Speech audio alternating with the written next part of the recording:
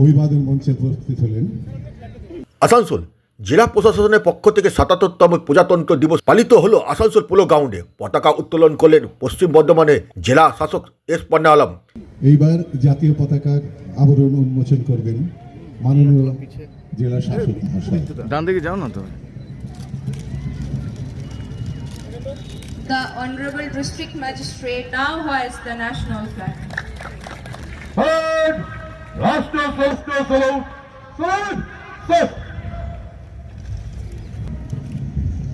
বিভিন্ন অনুষ্ঠানের মধ্য দিয়ে ৭৭তম প্রজাতন্ত্র দিবস উদযাপন করা হয়, সাথে কুচকাওয়াজ করা হয় পোলো ময়দানে এবং রাজ্য সরকারের বিভিন্ন প্রকল্পের ট্যাবলো মাঠ পরিদর্শন করেন।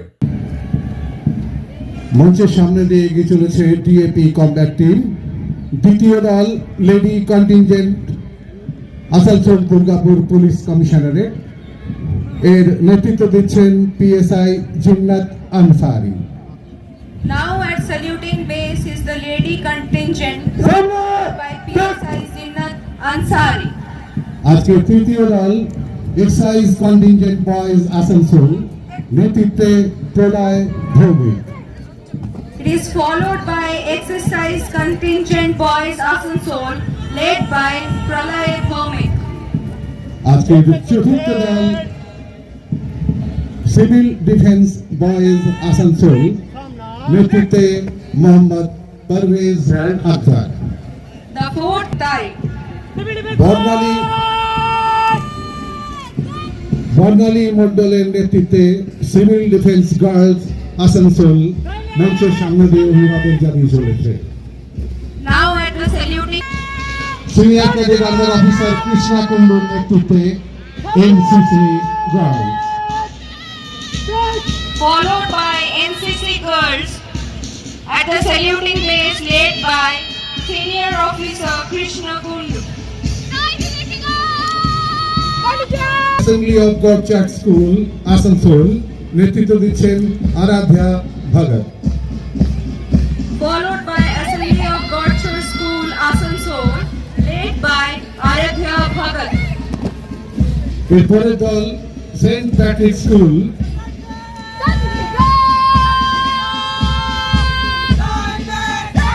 সেন্ট প্যাট্রিক স্কুলের নেতৃত্ব দিচ্ছেন অভিজ্ঞান Mukherjee. Now at saluting base is St. Patrick's School led by Avigyan Mukherjee. Jai Hind বাহিনী Dhakeshwari high school, Asansol Durgapur police commissionerate police band. Now at the saluting base approaches the band contingent of a led by SI Pradeep Kaur.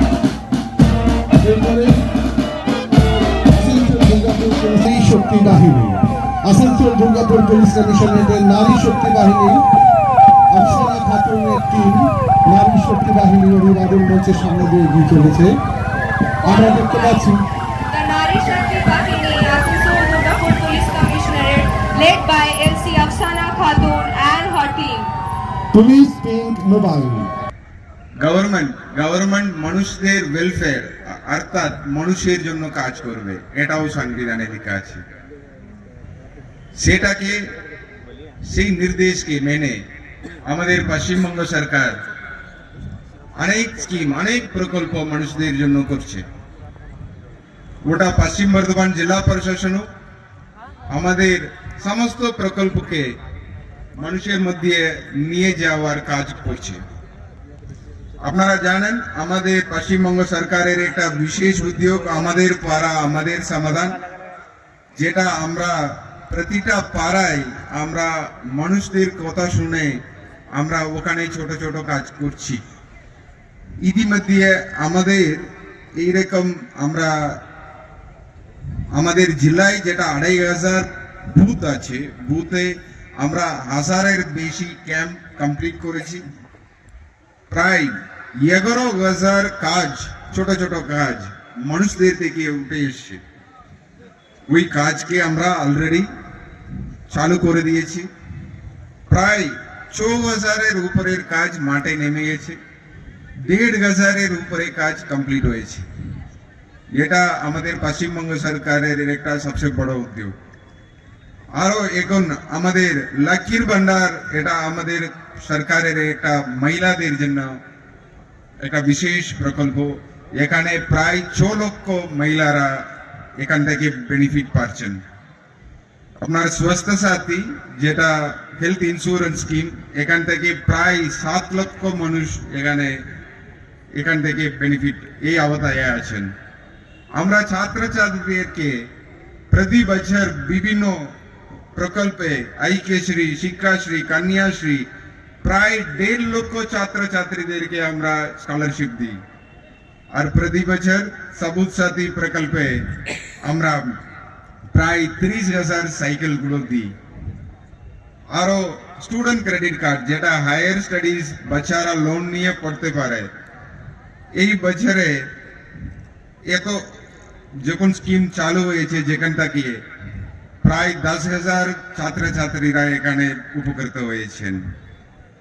আর বাংলার বাড়িতে, যেটা গ্রামের মানুষকে বাড়ি দেওয়ার, ওদেরকে প্রায় 15,000-এর উপরে বাড়িগুলো দেওয়া হয়েছে।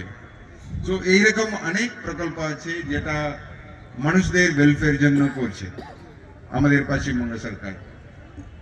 আর আমাদেরকে যেটা স্বতন্ত্রতার জন্য যারা আমাদের সংগ্রামীরা যারা পরিশ্রম করেছেন, ওদেরকে আমরা সম্মান জানানোর।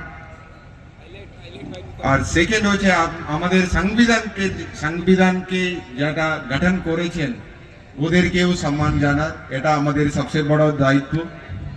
আর আমাদের যেটা স্টুডেন্টরা, যাদের ইয়াঙ্গার জেনারেশন, এরা হয়তো ওই টাইমে কি হয়েছে, কত কষ্ট করে আমরা এই দেশ গঠন হয়েছে, এটা হয়তো পুরোটা জানেন না। কতজন প্রাণ দিয়েছে, কতজন কি রকম ত্যাগ করেছে, এটা হয়তো সবার জানানোর উচিত আমাদেরকে। তো আজকে এই শুভ দিনে সকলকে